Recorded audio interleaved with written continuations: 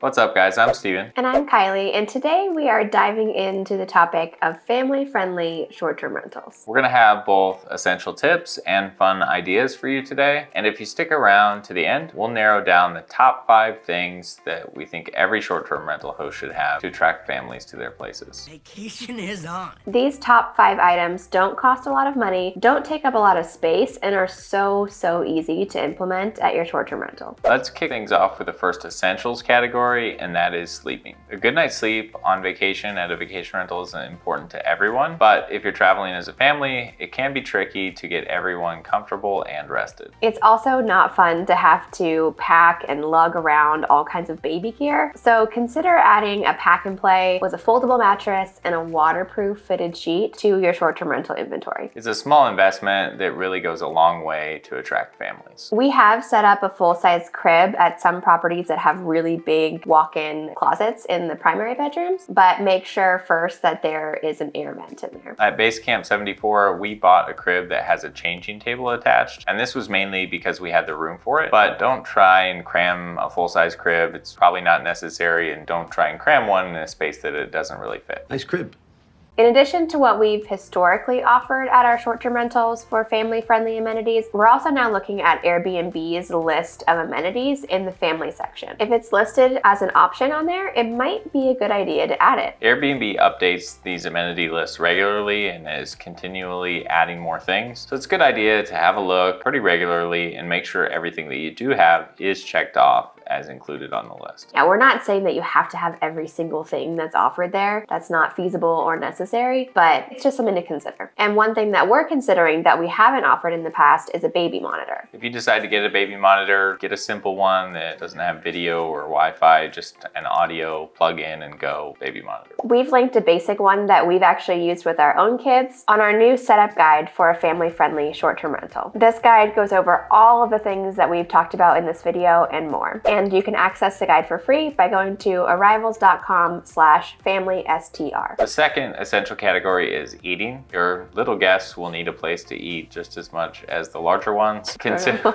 the grown-up. Consider adding a high chair to your short-term rental. They will also need something to eat on, and if you've ever seen a toddler throw a ceramic plate across the room, then you know that it's probably a good idea to invest the $10 to $20 on a simple set of kids' dinnerware. Our most family-focused house is in Scottsdale. It has a kids' playset and then other things, and we've actually found that a lot of families bring other things to the house and they leave them there. Or buy them when they get there, we think. Yeah, and don't want to take them back on the plane. So we do actually have a booster seat there along with a high chair, but that's only because someone bought it and left it. We have a big cabinet there that's kind of become the catch-all for kids things. It's got a potty training seat, 2 pack and plays, mattresses, games, books, you name it. People have brought a lot of stuff and we've continued to reuse it for future guests. So many great toys to play with. The third category is bathing, and you could consider adding things like an infant bath seat, bath toys, or a hooded towel. Some of those things are kind of extras. If you were to just pick one thing, get an infant bath seat. That's going to be the most versatile. If you don't have a bathtub at your STR, you could do one of those like collapsible infant bathtubs. I wouldn't say this is totally necessary. Like when we traveled with our kids when they were babies, we just hold them in the shower with us, but maybe some people would prefer the bathtub. The fourth category is safety, and this is something that's really important. You could take this category really far and end up,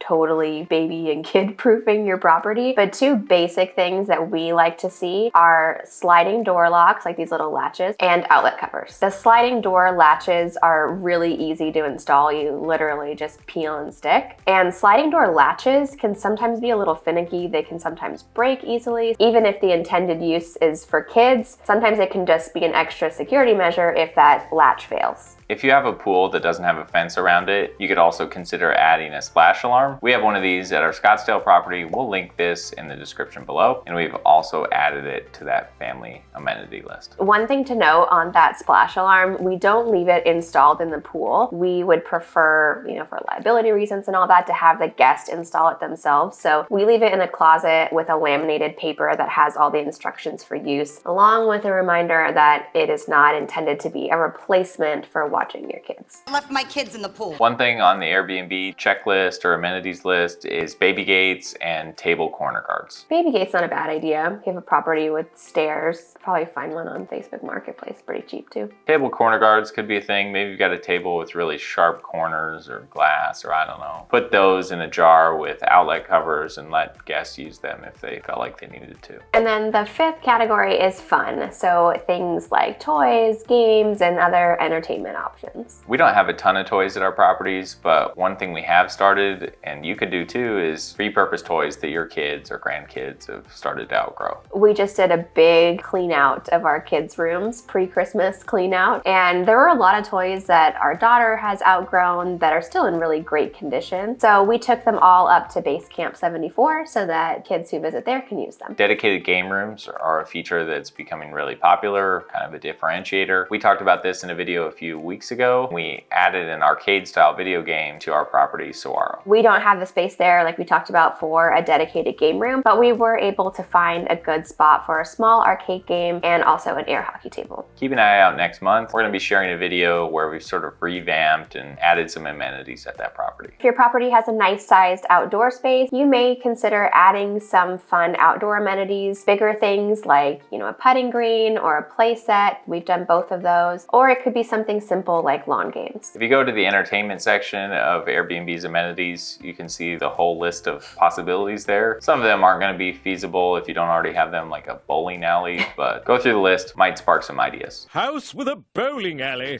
You bowl often? Back in that family section of the amenities on Airbnb, they also have the option for kids' bikes. We do have a property where we have adult bikes and kid bikes with helmets and locks. And the one thing that's kind of been troublesome there is bike maintenance. The kid bikes are fine because they're simple, but the adult bikes, we've had some issues with them getting used a fair amount and then ending up with flat tires. And we've got to change flat tires on fairly short notice at a turnover. So I guess before choosing to add bikes to your property, think about the time that might be required of you for maintenance and things like that. And whether you're equipped for that or have a handyman you can call on. But my bike's still broken.